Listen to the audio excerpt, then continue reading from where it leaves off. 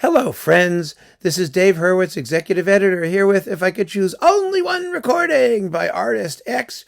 It would have to be recording F. Well, Artist X is none other than Vladimir Horowitz. Ooh, baby. And he made a lot of wonderful recordings and made a lot of not as wonderful recordings. But he was, of course, one of the great keyboard artists of the 20th century. A fascinating, erratic, irascible, sort of, what's the word? Impish kind of a character often is not, and my choice. And it may be surprising. And it's a recording I've talked about before because it's just so unique in his discography and the discography generally, especially at the time it was made. His Clementi sonatas. Now you're going to say, oh, God, how could you do that? There's like Liszt, there's Rachmaninoff, there's all this stuff. He made recordings with his father-in-law, Toscanini. Yes, I know. And he was an incredible fire-breathing virtuoso, and all of those things are true. And I choose this because, nowadays, maybe I'm wrong, but the virtuoso stuff is a little bit old. There are people today who can play with such unbelievable technical aplomb, more so than Horowitz. Although in some respects, there's some pieces that he was unmatched in. And of course, you will argue, well, it wasn't just technique. It's technique allied with artistry, with the provenance, the knowledge of the repertoire and all that. And he had all of those things. So I am not going to take anything away from those of you who want to hear him do, the Liszt Sonata or some of the other stuff that he, was absolutely amazing at. Really, he was amazing at a lot. But this fascinates me because there's something to be said when a fire-breathing virtuoso does music that people kind of poo-poo as not virtuoso enough.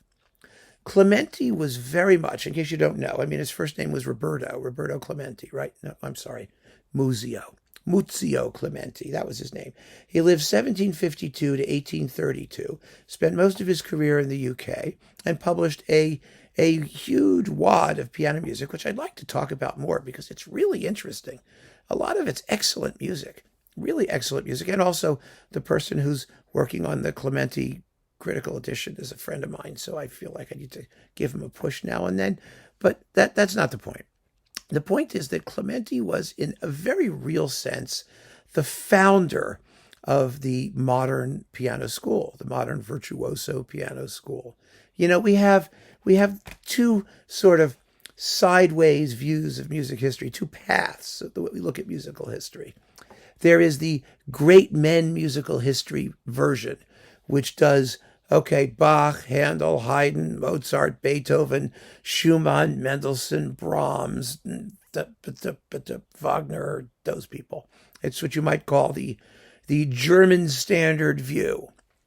But there's more to it than that. And that's not what the vast majority of people were playing or listening to or doing or composing back in the day. There was a virtuoso school of piano playing. There was a virtuoso school of violin playing, largely run through the Paris Conservatoire. And Clementi was one of these guys who was just the founder of the modern piano school. And his music does not deserve to be neglected because he was, like many composers of the day, people who were kind of specialists, he was very painstaking in his work. He published, he revised, he republished. He published a lot of his own stuff, I think, didn't he?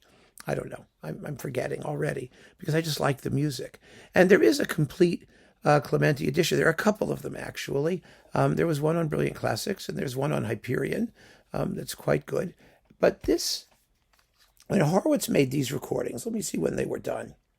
It's on RCA, and let's see, 1950, 1954, and then live recordings from 1979 and 80.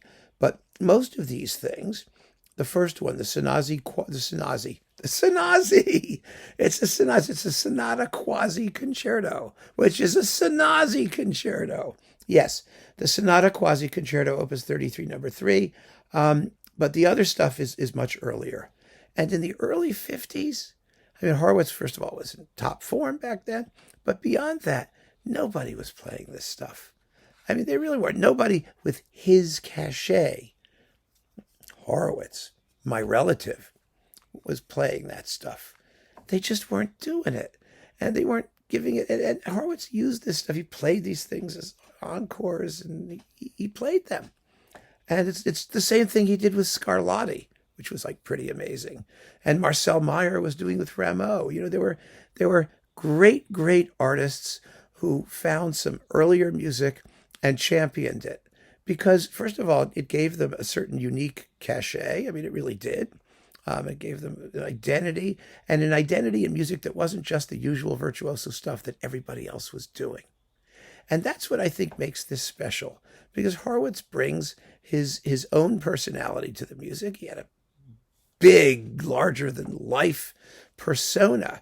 But these are major works. I mean, they're 21 minutes long, 13 minutes, 11 minutes. Okay, that's a shorter one.